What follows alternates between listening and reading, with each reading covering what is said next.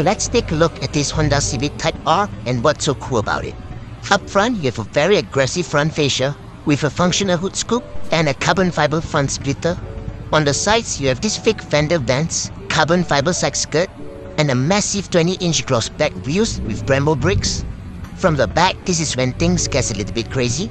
You have a huge wing, a vortex generator, and not one, not two, but three exhaust pipes. Pare, kumusta pare? Grabe oh. Kumusta pare? Ayos lang. Ano?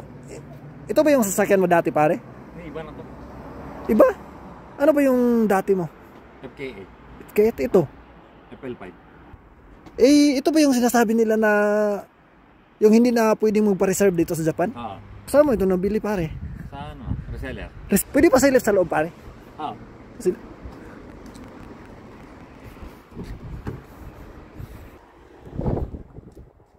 Grabe na.